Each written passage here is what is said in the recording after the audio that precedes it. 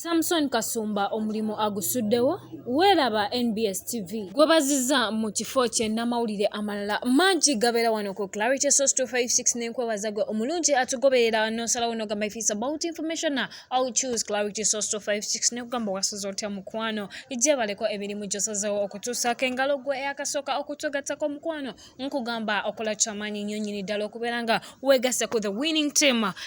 ereeta information etaliko okubuusabuusibwa nkugamba mukwano gwo beera tonaba ku subscribinga notification bell video jiwe like or information olyoka obitukwasa ffe aba Clarity Source 256 mu kaseera kano njagala tutandikira ku saidi y'omukyala Cinderella mu kaseera kano bwetwogera ku mukyala Cindy obviously tubeera twogera ku kalulu ka akalulu k'obwa presidency obwa Uganda Musicians Association munnange twajja ne tugamba nti if it's about tujja kubeera information yonna tugikutuusako era tuwamaze okikonfaminga kiri confirmed beyond doubt that akalulu akabadde kaliwo nga mukaaga kagenze maaso n'okubeera nga kasazibwamu akalulu baakayiye ne bagamba ate kakyagenda maaso tukayimiriza. Oyinza okwebuuza kiki ekyaviiriddeko kano akalulu kano kabadde online era nga abantu babadde bavotinga nga bayitamu SMS nga bakozesa kodi ya *260# nga wasobola okulonda oyo gw'olowooza nti ye mutuufu okuteeka mu bukulembeze. Munnange okulonda kwabadde kugenda maaso naye screens kwe bayina olabira voters munnange ne zivaako. Kino omukulu King Saha ye yagambye nti bannange kuno kubba kalulu kwennyini Cindy kwagezaako okukozesa era bw'atyo yalumbaganye abavunaanyizibwa ku by'okulonda kwa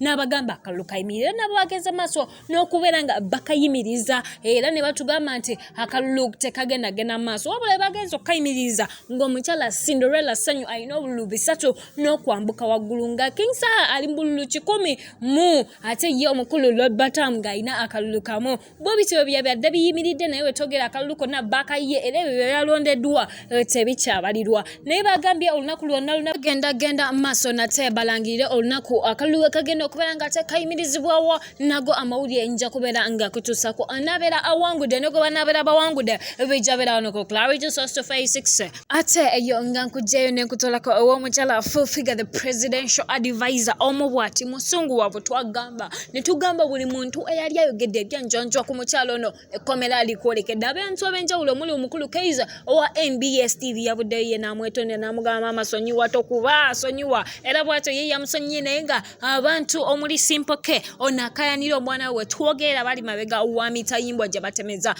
omukulu ono yamusuubiza dde omusiba n'amugamba otatanya erinnya lyange naye ogenda bbeera ng'okisasulira era we twogera omukulu Simple I want to confirm omukulu Simple ali mabega wa mitayimbwa omukulu oyo yagenda maaso n'okubeera ng'agamba ate ye yazaala mufuufiga omwana oyo amanyikiddwa nga Museveni yagamba ye taata w'omwana oyo omukulu oyo munnange ali mabega wa mitayimbwa ate ye omukulu Dr. Cephcho twakutuusako story era emboozi ezo ezamuleetera okusibwa osobola ogendawo wansi n'obeera maaso ng'oziraba munnaye I want to confirm twogamba if it's about information fe tukonfirming nga tetwogera byanjwanja we don't talk without clarity. Omukulu ono yasindikiddwa kitalya we twogera ali kitalya mu kkomera paka further notice omukulu ono wanabeera giddwayo asimbibwa mu maaso g'omulamuzi aleebuuka ne n'omusango gw'okubeera nga yavuma omukyala presidential advisor n'amugamba gwe sisobola kufukaamirira ate tulabe oba gunaamuka muvi oba banabeera bamusonyiwa aba tiktokers ab'enjawulo bavuddeyo ne bamwetonderako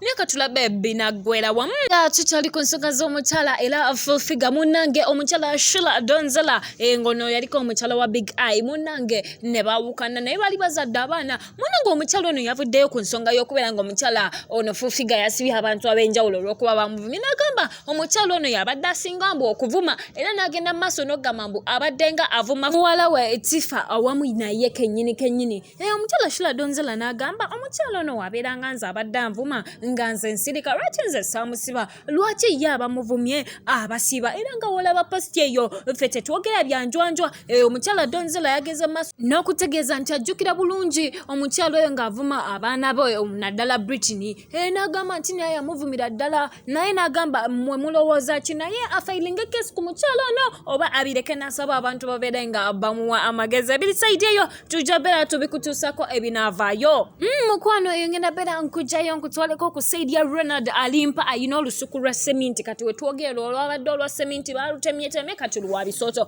oyinza okwebuuza kiki ekigenda mu maaso gwe omulungi nenkugamba nti information etuse ku deski yaffe eri nti omukulu ono ali ku kkomera binza okubeera nga naye ayingira ekkomera ye oyinza okwebuuza kiki fofiga si agenda omusiba nedda ono ye tamuyinaako buzibu kuba tamuvumangako omwami ono yaweebwa ssente emitwalo 3 n'emirala emitwalo 2 okubeera nga akola ki ayimba mu kivulu naye n'atalabikako bwe yalabikako yali akimye balansi kuba yalabikira ddala ku kivulu naye olwalaba ekivulu nga kijjudde mukwano omukulu ono yasimbula emmotoka n'agenda n'agamba nze wembeera temupadde ssente sijja kuyimba era bw'atyo teyayimba mukwano omusango ogwenda obbeera nga gumuvunaanibwa guli nti yalibulawo ku kivulu ng'ate bali bamuwadde ssente n'abantu ne beeyonoona ebintu by'abanye abategesi b'ebivulu nga bagamba Ronald alimpa olusuku lwa seminti nga tetumulaba omutegesi w'ekivulu kino yagamba nti yateekamu ssente nnyingi kyokka omukulu ono n'atayimba ng'ate yatuuka ne mu kifo we yali alina okuyimbira n'olw'ensonga eyo yamutute ku poliisi kesi yaguddwawo ebinaava ku sayidi eyo anaasibwa oba taasibwe tujja beera nabyo tubikutuusako yo ngenda beera nkujjayo nkutwaleko eri the big man Samson kasumba the guy himself omukulu ono he's one of best people of Uganda behavinze mu news industry oba giyite mu media munanga omukulu ono abadde akola ku NBS TV era nga abadde aweereza live at 1 ne live at 9 oyinza okwebuuza lwaki twogeramu abadde akolera munanga mawulire agaliwo nga olaba post yaffe tetwogera byanjwanja yagambye this will be very painful naye ate bwe bulamu yagenze maaso n'abeera nga atusiibula era tagenda kuddamu kulabikira ku ntimbezo omukulu oyo gwolaba amanyikiddwa nga Joel Kamadi yagenda okumuddira mu kifo era nga omukulu Joel yamaze dda okupresentinga his first live at 9 show omukulu Samson Kasumba mukwano tetugenda kubeera nga ate tuddamu tumulabako embeera bweto bweri ku NBS TV si yasanyu naye ate nga yasanyu omukulu Samson asuddewo n'agamba omulimu ngukoze byentambuzaako mbikoze tufunye emikwano mbadde so friendly environment njagadde naye tubeera tulina okulekera abantu abalala ate mukwano nabo babeereko mu bulamu obulungi ne bakole kuki bakole ku mirimu omukulu Joel gw'atamanyi abadde akolera ku NTV abadde akolera ku NTV naye nga wali enkola ya NBS mukwano bamugjeyo era nga kati agenda kukoleranga ku NBS TV mukwano ge mawulire agaliwo era nga mukwano nga bw'olaba omukulu Samson yagenze mu maaso n'okunyumyanyumyamuko naye teri byampaana mbw ate nvudde mu kifo ogwo lwaki odda mu kifo kyange abantu ab'enjawulo batandise congratulating omukulu Joel Kamadi olw'omulimu gwe yagenze mu maaso n'okufuna era nga ffe Clarity Source 256 tukugamba congratulations to you boss that's all we had for today webale kubeera nga weekumye okuva gye twatandikidde okutuusa wano okola kyamaanyi nnyo nnyini ddala mukwano negamba webale nnyo okubeera nga walonda waffe gwe ate n'abasubscribinga please tovaako nga tosubscribinze notification bell ebeerawo beera bulungi mweraba